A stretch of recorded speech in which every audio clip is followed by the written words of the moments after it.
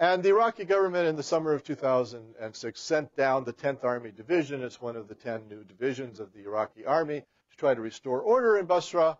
As far as I can tell, they initially set up some checkpoints downtown and made some feints at disarming some of the militiamen. But then gradually, they didn't seem to be at the checkpoints anymore, and we don't hear so much about the 10th Army Division's activities in Basra. I have asked, again, refugees from Basra what's going on, and they don't seem to be around. There was one report I read in the Arabic newspapers, which was sort of sad, that the army is AWOL and declines to come when called, because their experience is that if they shoot at these militiamen and tribespeople, it causes feuds with them, and they come after them to their homes and kill them. So they just don't want anything to do with it. Now, there's a political crisis in Basra as well, because these parties have a local position, then they have a national position. So the local position is obvious, but the national position is that the Supreme Council for Islamic Revolution in Iraq won the federal parliamentary elections, more or less, in January and again in December of 2005. So they were very influential on the appointment of cabinet ministers. In the first transitional government, they were eager to get the Islamic Virtue Party on their side. So they gave the Islamic Virtue Party the Ministry of Petroleum. And that made sense because the Islamic Virtue Party had Basra and already was in kind of the petroleum business and so forth. But what it turned out, it was a bad idea, because from the Islamic Virtue Party's point of view, this is an opportunity for upward integration. I mean, if you control the federal petroleum ministry and you also control Basra, then you really are on the way to controlling Iraq. And the Supreme Council gradually figured this out. And so the next time they had a chance, they put in Hossein Shahrastani as the oil minister. Hossein Shahrastani is a nuclear engineer, very close to Grand Ayatollah Ali Sistani, so he's in with the religious Shiites, but he's from the Supreme Council side. He says he's a technocrat, but he's coded by the Islamic Virtue Party as Supreme Council. So the Islamic Virtue Party was very, very upset about not having the federal petroleum ministry anymore, and they got in a snit and withdrew from the Shiite coalition, the United Iraqi Alliance, that is led by the Supreme Council.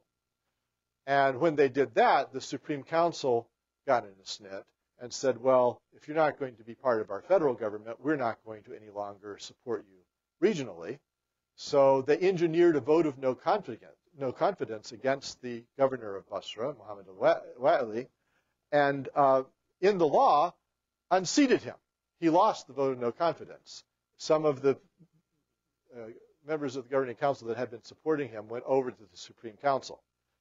But then he declined to step down, even though he lost the vote of no confidence. And sort of his attitude was, you know, I've got a paramilitary and make me. So he seems to still be governor. I can't entirely figure it out myself. He was deposed, and then he appealed to the prime minister, Nouri al-Maliki, who said, well, you know, the law is the law. If you're deposed, you're deposed. And he was accused by al-Wa'ili of interfering in regional affairs, and al-Wa'ili rejected his intervention. And then it's going to some court that's supposed to adjudicate it or something. But I mean, as we speak, I can't see that Basra has a government. Its governor has been deposed, and the council is divided against itself. But the Islamic Virtue Party controls a lot of resources. It controls a lot of the police. It controls the guards of the refineries and so forth, and presumably is continuing to embezzle and to smuggle petroleum. So the party has the kind of resources from having been the dominant party in Basra, such that it can't easily be dislodged, even though by civil law it should have been.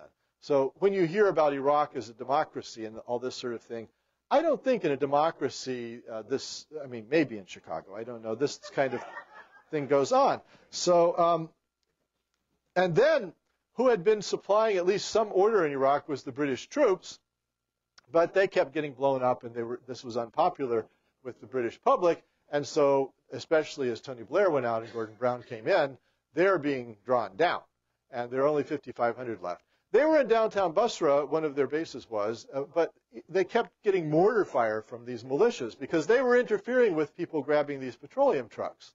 So the militias would mortar them. So the neighbors started complaining that, some of the mortars would miss the British and it would fall on somebody's house or a nice hotel. So they said, this is really not a place, downtown Basra, for you to be here if you're going to be attracting mortar fire. And so the British could see the justice of the argument. And so they moved out to the airport recently. However, why it's useful to have 5,500 British troops at Basra Airport is not exactly clear, except, for the British government to make the Bushies happy. And so now Brown says, the UK Prime Minister, that they're going to go down to 2,500 by March of next year. And some of the parliamentarians are looking at this and saying, 1.5 million angry Shiites, 2,500 British troops. Is that wise to leave them there like that? The airport can be reached. So there's real concern in the British Parliament that the troop withdrawal is being done in this gradual way for political purposes, but militarily, if you're not going to keep a substantial garrison there that could actually hope to defend itself, you might want to get them out altogether quick. Things could go badly with them. But then, if they're gone, and it's just like the Iraqi 10th Division, which I remind you, people seem to have trouble finding, and then all of those militias and Marsh Arab mafias fighting each other, what if things go completely to pot in Basra and you can't get the petroleum out anymore? Who's going to pay the government salaries back in Baghdad? Are we going to bring down U.S. troops to do it? And I can't find anybody who's even thinking about this. It doesn't seem to be on the horizon of anybody's concern that if Basra collapses, Iraq collapses, and Basra is well on its way. So then, turning to the second one, this again is more well known. The Sunni Arabs had been the dominant social class or social group in Iraq until the overthrow of the Ba'ath regime. The Ba'ath regime was supposed to be an Arab nationalist regime, and it had Shiites in it, although you can't find any now who will admit it. But it was dominated at the upper echelons by Sunni Arabs and by the Tikritis around Saddam Hussein. And the U.S. overthrew that government, overthrew that social group, and then it brought its allies into power. So a de-Baathification committee was set up to fire people who had been in the Ba'ath party. And initially, they were only supposed to fire people who had been high level. But they went wild, and they were like firing high school teachers. And in the old days in Iraq, you couldn't get a passport unless you were a member of the Ba'ath party. So if you were a high school teacher, wanted to go, on a summer learning abroad program, you'd have to have a passport, you'd have to apply to join the party. So there are a lot of people who were being fired for, and who had never, committed any genocides or anything. And they were the only breadwinners in their family because the government was the major source of income. And there's 60% unemployment, and now they're being told drop dead. So this was one of the roots of the insurgency. And it didn't have to be that way. In the fall of 2003, the U.S. military had some polling done. It found 14% of Sunni Arabs were saying in Iraq that it was legitimate to hit U.S. targets.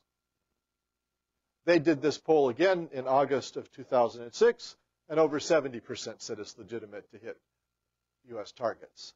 So it wasn't the case that we started out with a hostile population that was determined to kill U.S. troops. Over the next 3 years, I think through search and destroy missions and poor policy, the U.S. angered the Sunni Arab population. It's not a unified population. It's in fact very fragmented politically. The Ba'ath Party is a major group. For some reason, there's a conspiracy in our government and the corporate media not to talk about the Ba'ath Party. You almost never see it mentioned. The leader of it, Ibrahim Izzat Duri, is a major figure. He has been a leading figure in the insurgency and has gotten no credit, which seems to suit him just fine because he is a shadowy guerrilla and likes to remain that way. There were traces of him found this week in Tikrit. But the U.S. blamed everything on this Jordanian terrorist, Abu Musab Zarqawi. It was like if there were 80 bombings in the Sunni Arab areas, Zarqawi was rushing around from one to other all that day. And he was coded as al-Qaeda, even though he had never gotten along with bin Laden. And I think the U.S. government decided that Zarqawi was a wonderful plot device because it made it look like the U.S. was fighting al-Qaeda in Iraq instead of fighting Sunni Arab Iraqis, which is what it's really fighting. And there are hardly any al-Qaeda in Iraq. Does anybody there have, like, bin Laden's phone number? I don't think so. So the Baathists are there, the Arab nationalists, there are tribal groups, and then there are Salafi Sunni revivalists of the Zarqawi type, some Iraqi, some foreign. And the Iraqi Sunni Arabs are very, very unhappy about the new political situation because from their point of view, first of all, they think Iraq is majority Sunni. It's not. They think Iraq is a majority Sunni Arab. The Kurds are mostly Sunni, so you could say it's 40% Sunni. But the Kurds have an alliance with the Shiites right now.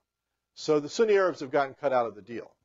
And despite, I think, some efforts to avoid Iraq becoming a tyranny of the majority, it has become one.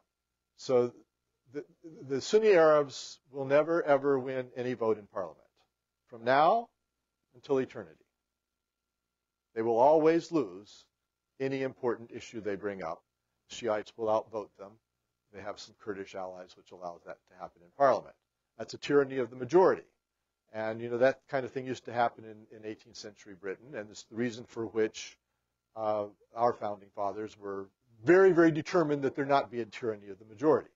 They may have gone a little bit too far, but they were worried about that. And in Iraq, that worry was never expressed by anybody.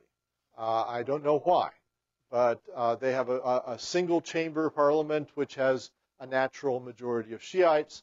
And so the Sunni Arabs haven't liked anything that Parliament has done, including the new constitution that was made, which tried to enshrine, it failed in the end, it tried to enshrine the power of the Ayatollahs, and then it allowed these regional confederacies to be formed. And so the Shiites and the Kurds have set things up so that the regional confederacies have 100% claim on all new natural resource finds.